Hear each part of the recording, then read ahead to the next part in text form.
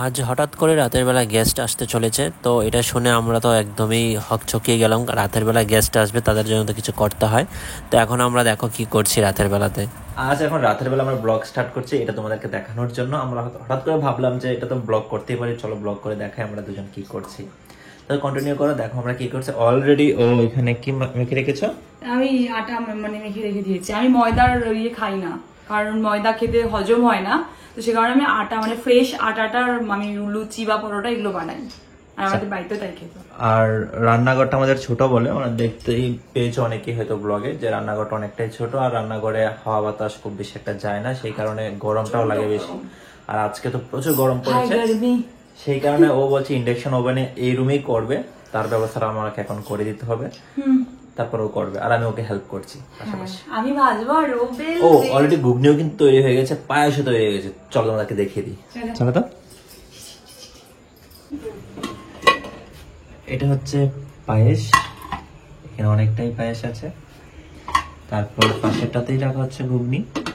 এটা এরকম করে রেখেছি কারণ এটা রান্না লিখে আর সম্পূর্ণ কাঁচা লঙ্কার তৈরি, আমি কোনো ফুড কালার ইউজ করি না, সেই জন্য একটু কালারটা ওরকম এসছে, মানে কাঁচা লঙ্কার জন্য একদম শুকনো লঙ্কা নেই, তো সেই কারণে। এখানে জায়গাটা খুবই শর্ট, হ্যাঁ, দুজনে মিলে দাঁড়িয়ে কাজ করাটা সম্ভব হবে না, সেই কারণে ও বলছে গরম পড়েছে, তুমি একটু হেল্প করে দিলে আর একটু বড় রুমে হাওয়ার নিচে বসে করতে পারবো, সেই কারণেই ওই ঘরের ব্যবস্থা করতে হবে। তো চলো ব্যবস্থা করে দিই। আমাদের রান্নাঘরে কি করাই যেত না, এখানে সব কিছু আবার সেট আপ করো। তো কি হয়েছে, আমি তাহলে তুমি গরমে তুমি গিয়ে করো, আমি দরদর করে ঘামি ওখানে গিয়ে। বড় কথা হচ্ছে এটা আমাদের বিয়েতে পাওয়া গিফট। হ্যাঁ, এটা এখন ইউজ করব, আজকে ফার্স্ট টাইম ইউজ করব। মাঝে মাঝে ইউজ করা দরকার, জানো তো, নাহলে খারাপ হয়ে যায়। ও আচ্ছা, তাই না?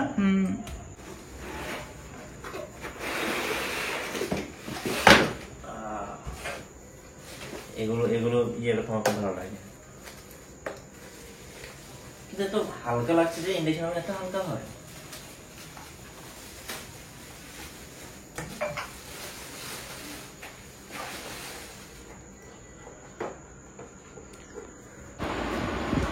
অন হয়ে গেল, এবার তুমি ওখানে বসে পড়ো।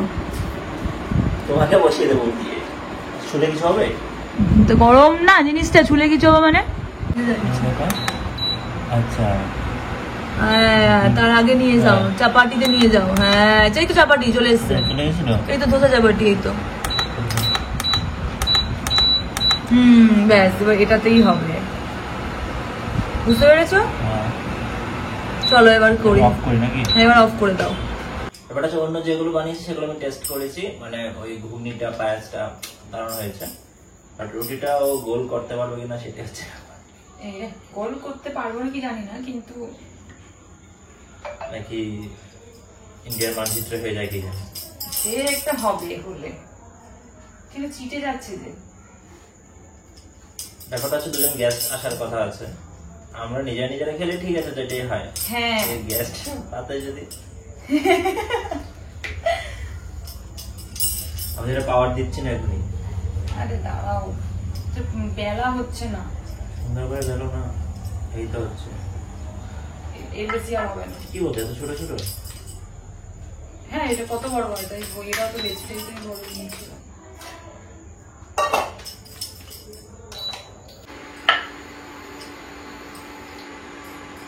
মার্বেলের এটা করা না, কাঠের এতে করা ভালো, জানো, স্লিপ কাটছে না।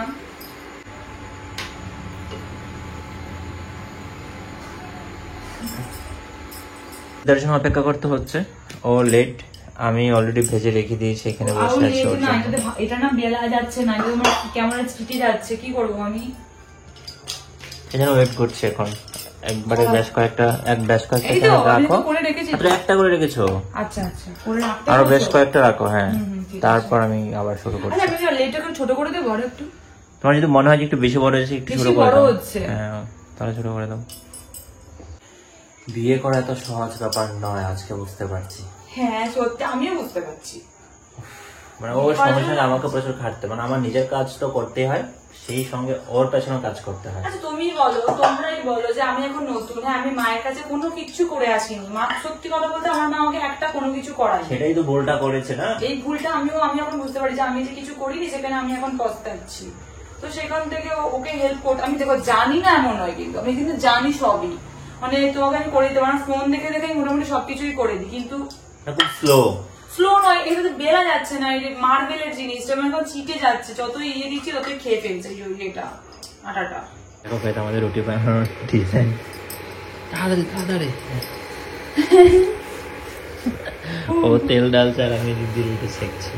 ও আবার ধুয়ে ফেলেছে ওর হাত পা, দিয়ে ফেলেছি বলতে তেল এসে আমার এখানে ছিটকে পড়েছে। ধুয়ে ফেলেছে মানে তোমরা ভেবো না যে পুড়ে পুড়ে গেছে, তেল ছিটকে পড়ে গেছে। হ্যাঁ এরকম রান্না করতে গিয়ে আমারও পড়ে গেছে, রান্না করতে গিয়ে আবার হাত পুড়বে না মানে তেল ছিটকাবে না সেরকম কি কোনো হয়?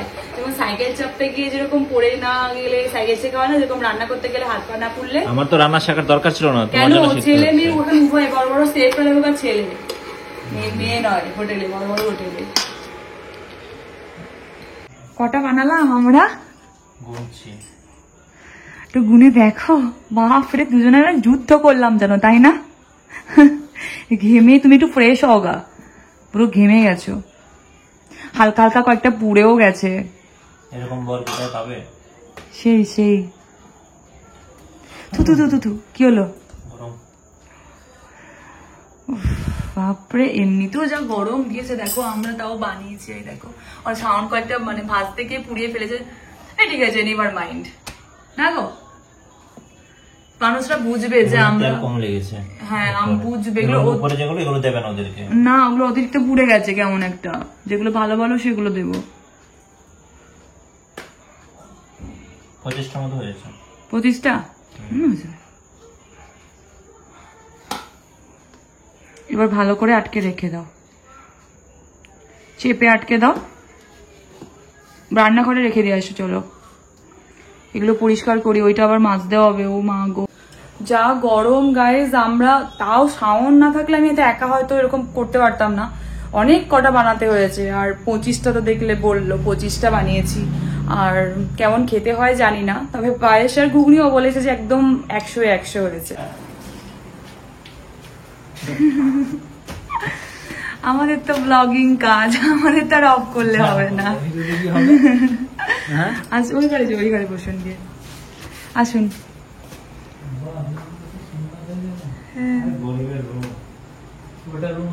তো গাইস, এখন আমাদের গেস্টদের জন্য ডিনার রেডি করা হচ্ছে। আমরা লজ্জা পাচ্ছে বিশেষ করে যে অনেকটা কিছু পুড়িয়ে দিয়ে, এই কারণে লজ্জাও লাগছে অনেকটা। এগুলোতে পায়েস দেবে তো? রাখার জায়গা নেই কেন? তুমি তুমি তুমি পায়েসের বাটিগুলো আলাদা রাখো না, এখন আপাতত আলাদা রেখে তারপর থালাতে যখন থালা নিয়ে যাবো তখন দেবে। হ্যাঁ, কিন্তু এনাফ।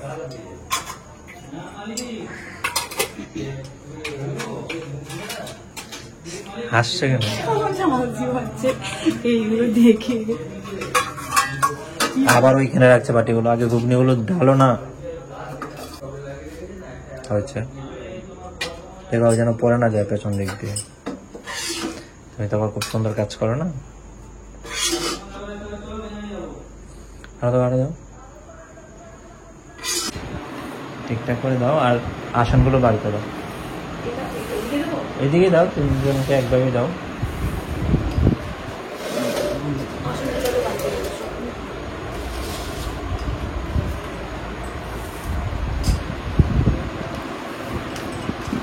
তো এটা আর তো নেই কিছু। মুড়ি আছে। মুড়ি আছে? মুড়ি রাতে খাবেন? আচ্ছা, রুটি খান, খেয়ে পরে মুড়ি খান, সমস্যা নেই। আর সবাই মিলে একটু হেল্প করে দিলেই হয়ে যাবে। বলে এলাম জানো যে আমরাও আছি, কোনো অসুবিধা নাই, পাশে আছি। আমরাও বলে এলাম যে বিয়ে হয়ে গেছে বলে কি হয়েছে, আমরাও আছি পাশে। আমি 10,000 টাকা দেবো। আপনি তাহলে সবাই এরকম করছে, তাহলে সবাই সাধ্য অনুযায়ী দেবে। এই মা যা জাগ্রত, আর এই মায়ের উপর কোনো কথাই হবে না। আমার তো কোনো কথা যদি হয় বলার দরকার নেই আমি দিচ্ছি কি না দিচ্ছি। আমি আপনার হাতে 10,000 টাকা দেবো। কেন? আপনি কেন দেবেন না? দেবো, কিন্তু আপনি ডিরেক্টলি দেবেন। লকটা খুলে দিচ্ছি। বন্ধ করে দাও তো। আমার এবার খেয়ে নিয়ে প্রচন্ড খিদে পেয়েছে। চলো তুমি ধরো, বন্ধ করো তাড়াতাড়ি। একদম তালা লাগিয়ে দাও। উনি ঢুকেই বলে দিয়েছেন। চলো খেয়ে নি গো আমরা। আমার পেটে না আমার মানে খিদে চলে গেল, দিয়ে বলছে বাই বাই, এবার গুড নাইট, ঘুমাতে যাচ্ছি। কি গো আমার কষ্ট হবে বলে তুমি এখন এখানে বাসনপত্র, কত বাসনপত্র হয়েছে, সব ও মেজে মেজে রাখছে নিচে। হ্যাঁ বলছি যে বাসনপত্রটা তুমি মাজার দায়িত্ব নিয়ে নিলে, আমার কষ্ট হবে দেখে। যাকে ভালোই করেছো, আমার সকাল থেকে না হাতে খুব যন্ত্রণা করছিল, সকাল থেকে বাসন তো মেজে মেজে ফেড আপ। তুমি রাতের বেলা দায়িত্বটা নিয়ে পুরো ডিরেক্টলি না ওখানে জলটা রেখে দিও না, বুঝলে? থালাগুলো দেখো সব জলে ভিজে যাচ্ছে। এই যে আমি বিছানাটা ঠিকঠাক করে নিলাম, এরপরে আমি ফ্রেশ হব, ফ্রেশ হয়ে তারপরে তো ব্লগটা আমরা এখানেই শেষ করছি, আর দেখা হবে তোমাদের সঙ্গে নেক্সট ব্লগে। আর এখন কোনো কিছু করার নেই, এবার গিয়ে ফ্রেশ হব। তো চলো tata bye. Hello Dubai Prabhas, Biltu Krishna Das, Rani Manna, Andita lifestyle, Mrityunjoy Biswas, Dipali Bera, Somnath কি দুনিয়া, অনিক কর। Thank you.